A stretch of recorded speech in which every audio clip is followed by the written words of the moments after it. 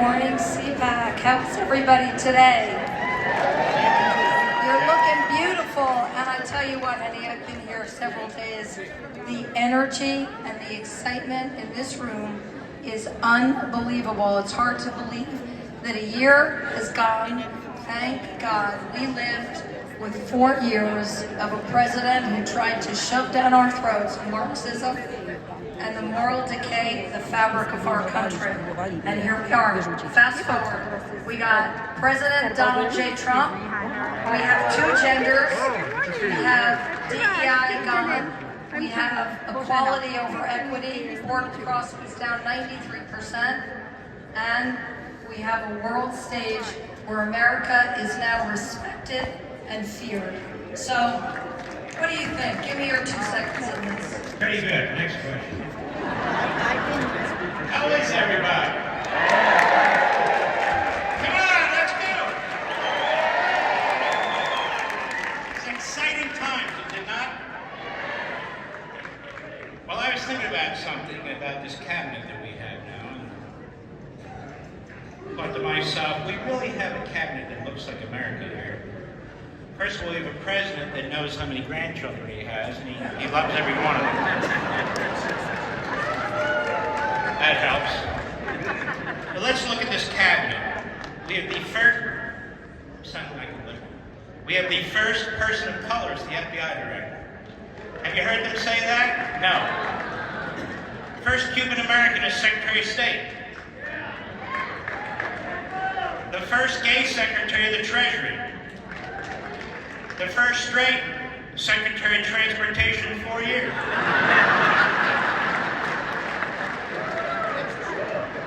We had one of the highest ranking African Americans, Elon Musk. We have the first hillbilly Vice President, J.D. Vance. We have the first Secretary of Defense who is 114 years old. We have women in the cabinet who are proud to be called women and know what the hell a woman is.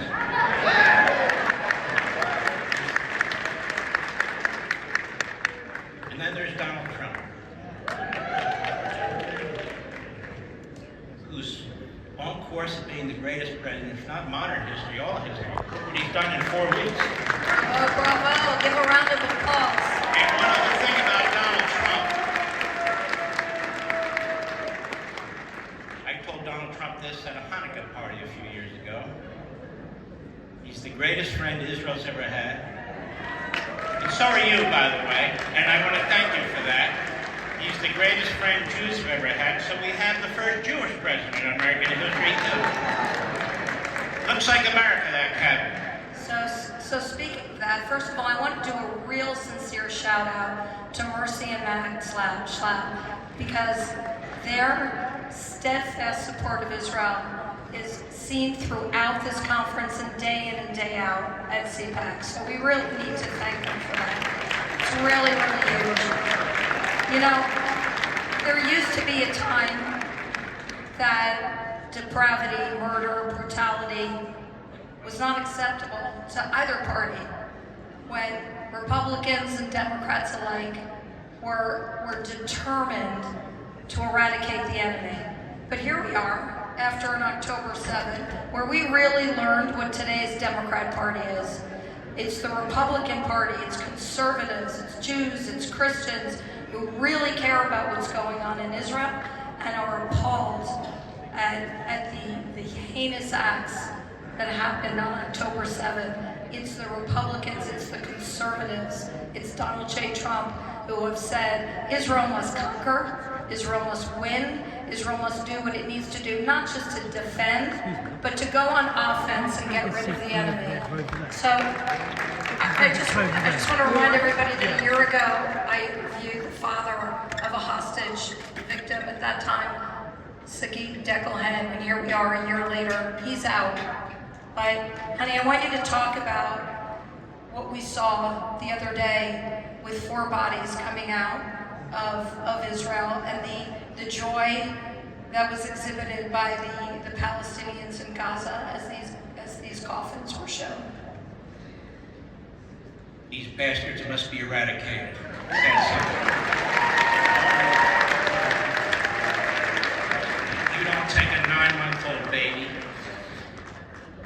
and a 4-year-old little boy and their mother and torture them, strangle those kids with your bare hands, chop up their bodies so nobody they think will notice. Remember when that mother was being pulled with her kids and she knew? People doing this are subhumans. They are rabid. They're not animals. Animals don't do this. Donald Trump knows this. These are the same people who attacked us on 9/11.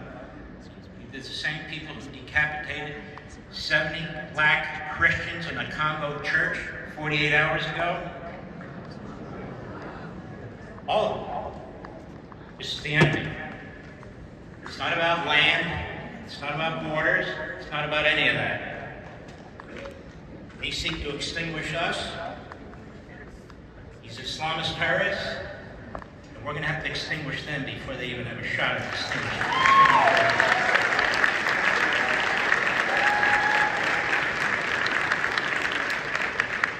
Another thing. Constitutional crisis. Give me a break. The Democrat Party that hates the founders, that is pushing CRT, the 1619 Project, that tells us the Constitution's too old and too white. The Democrat Party that doesn't believe in the First, Second, Fifth, Sixth, Ninth, 10th, 14th Amendments. The Democrat Party that doesn't believe in separation of powers.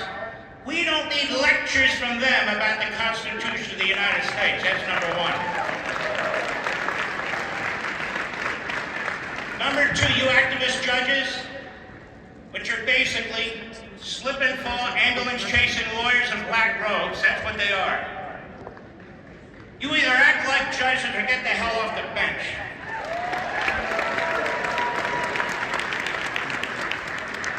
You are the people destroying the Constitution. The President of the United States has the right to make personnel decisions. He has a right to make budget decisions. He has a right to restructure the bureaucracy. You know, I happen to have here a copy of the Constitution. You need it. I mean, you really do pretty much. This little baby sticks with me all the time. Let me tell you something. You know how many federal district judges are in this Constitution? None. They're created by Congress. That's right. So Congress has the power to make decisions over the executive branch. I thought it was separation of powers. Judges have the power to tell the CDC what to put on their website? How's that separation of powers? We have a big problem in this country. We can't decide if we're a constitutional republic, a federal republic, a representative republic, or a republic at all. And the truth is that if they have their way, and people are worried about the Constitution, first of all, what Constitution are they worried about? The old Soviet Constitution? Because they're sure as hell not worried about our Constitution, that I can tell you.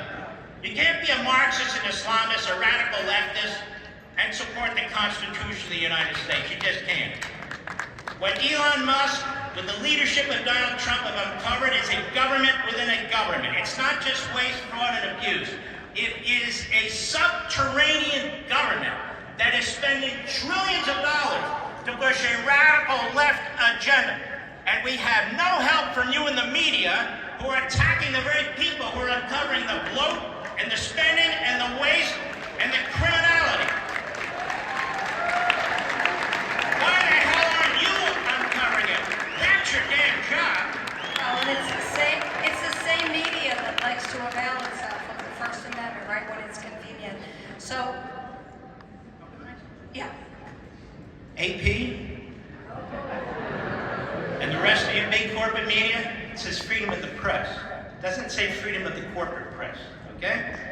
The President of the United States can decide which press he wants in the press room and which he doesn't. Who died and gave you permanent seats in the press room? NBC and ABC and CBS. Besides, we don't get news from you people. I wrote a whole book on it called Unfreedom of the Press. You're Democrats, you're leftists, we know exactly who you are, what you're doing.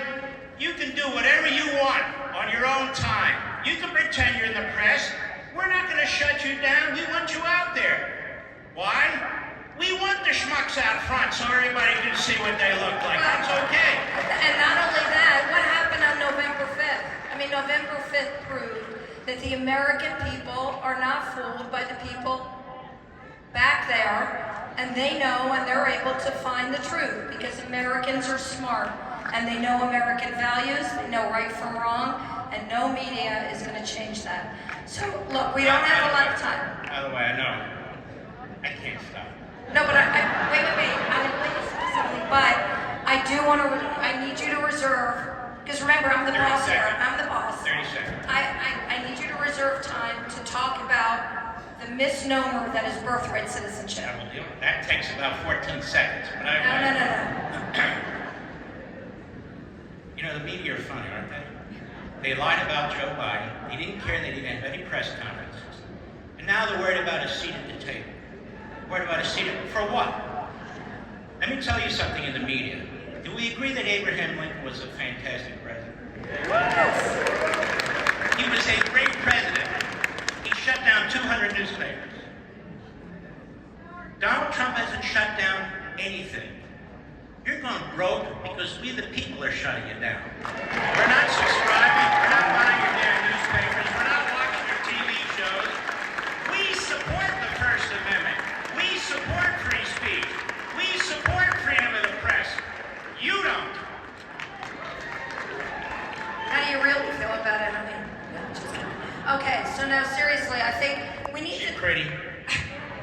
we need to talk about birthright citizenship because again, this is a perfect example of what the left do. They take words like democracy and the Constitution, and then they exploit them because they don't really care about either of them. So they came up with this term, birthright citizenship, like anybody who comes here illegally and gives birth, that child, that baby, is an American citizen like magic. And that's not true. They cite the 14th Amendment. Do your Mark Levin thing, where you give a little bit of a primer. No, because it's really important. It was so taken hostage, this paragraph of the 14th Amendment. First of all, I wore the wrong socks. I'm showing a little ankle up here. I'm not showing anymore. So I wasn't going to bring it attention to. All right, let me do it. I've been talking about this for 20 years. Read it yourself. Where's the phrase birthright citizenship in the Constitution? It's right next to abortion. It doesn't exist. So they have this invisible pen, where they write these things in. The 14th Amendment was passed like the 13th and the 15th because of slavery and the Civil War. And the country came together and said, we must, in the Constitution, fix this. We must give equal rights to human beings who have been held as slaves and are now free. We must give them all the protections and rights of a citizen of the United States. Jurisdiction thereof meant the black slaves who are now free were in the jurisdiction of the United States, and all the rights and privileges, including equality and all the rest, would apply to them. It was written by Republican senators. The 14th Amendment was based, in this aspect of it, based on the 1866 Civil Rights Act, the first Civil Rights Act. Andrew Johnson, who was then president after the assassination of Lincoln, was a Democrat. He refused to sign that Civil Rights Bill. So they overrode him and they said, we need to enshrine this in the Constitution of the United States. That provision applied to black people who were freed from slavery and were still being abused in the old Confederacy. And that amendment was passed by 3/4 of the state legislatures, including southern states that were told, if you don't vote for this, you're not coming back into the Union. We know what they meant. The author of the 14th Amendment specifically rejected the idea of aliens, specifically. In fact, they rejected the idea of what they called Indians, because they had separate countries at the time, or at least it was viewed that way. So they were excluded. Underscoring the fact that you had to be a United States citizen and understood to be. So people who write that all of a sudden, now it's interpreted to mean, if you come into the United States illegally and you have a baby, that's a citizen, that baby? There is literally no language to back it up, no legislative history to back it up, no history whatsoever to back it up, and yet I suspect the courts are going to give the birthright citizenship crowd what they want. And they'll mention some 1898 decision involving a Chinese couple. It still didn't apply to illegal aliens. So illegal aliens have no constitutional basis, but I will just warn you about this. Hollywood John Roberts, that's what I call him because he's worried about the press. I don't think he, and I don't think his new best friend Barrett, will do the right thing. I think they'll join the three, I can't say women, because she wouldn't say women. They won't join. That's okay, you can say it, go for it. Two of the non-males, and one of the males. I think that's a five that worries me. But just understand, your Constitution does not provide for birthright citizenship. Period.